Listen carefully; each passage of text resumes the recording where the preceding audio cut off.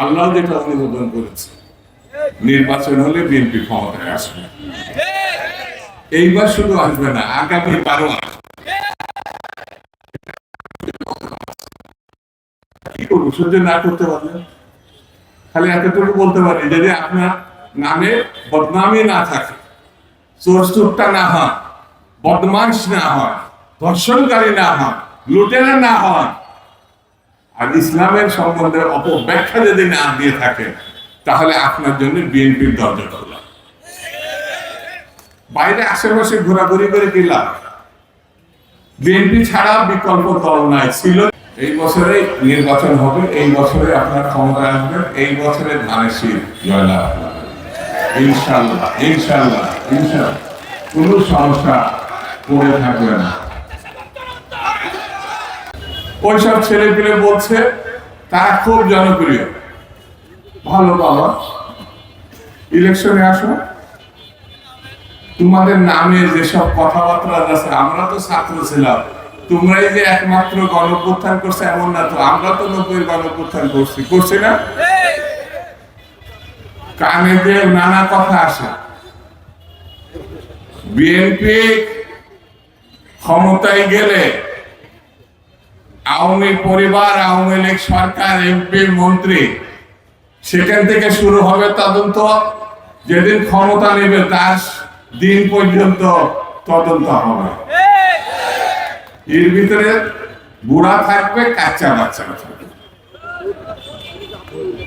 আপনারা রূপান টাওয়ারে চাকরি করেন না, ব্যবসা করেন না, কিছু করেন না, 2টো ফ্লোর নিয়েছেন, কার টাকা নিয়েছেন? ফ্লোর নিচ্ছেন না? পত্রিকা দেখে না? যে গাড়িতে চলে, আমরা তো শেষ বয়সে এত দামি গাড়িতে আমরাও চড়ি না। আমরা ছাত্র নেতা ছিলাম, এমপি ছিলাম, আমাদের মহাসচিব আপনাদের ঠাকুরগাঁর লোক, তো সে কি জীবন যাপন করে, কোন গাড়িতে চলে, এবং তার তো একটা পরিণত বয়স।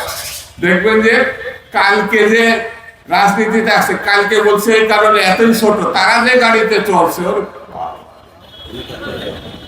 আর 27 মাইল যেতে গিয়ে হেলিকপ্টার চলছে, 100 মাইল না, 27 মাইল পর পর হেলিকপ্টারে যেন এখানে পাশা মনে আছে, শিকড়ি গজে গিয়েছে। হেলিকপ্টার ছাড়া চলা যায়। বিএনপি নিয়ে টানাটানি করবেন না। আমি এই সভাতে বলে যাই, বিএনপির চ্যালেঞ্জ নেওয়া দরকার। যে কোনো পরিস্থিতিতে, যে কোনো অবস্থায়, বিরূপ ঘটনায় বিএনপির চ্যালেঞ্জ গ্রহণ করে। গণতন্ত্রের জন্য যত রক্ত লাগে, যত প্রাণ দিতে হয়, সব দেবে বিএনপি। গণতন্ত্র প্রতিষ্ঠা ছাড়া, গণতন্ত্র প্রতিষ্ঠা ছাড়া বিএনপি পিছু হটবে না। এখন ছোট দেওয়া আমরা তারিখ শরীফ রহমান তো আসেই নাই, আমরা এই কয়জন সভা করছি। আমাদের ফখরুল ইসলাম আলমগীর সাহেব, আমি তার সঙ্গে একাধিকবার জেল কাটছি। একটা মানুষ কতটা কষ্ট করতে পারে, জীবনকে কতটা মানুষের জন্য বিলিয়ে দিতে পারে। ঠাকুরগার কথা বললে আমার গৌরবে মাথা উঁচা হয়ে যায়।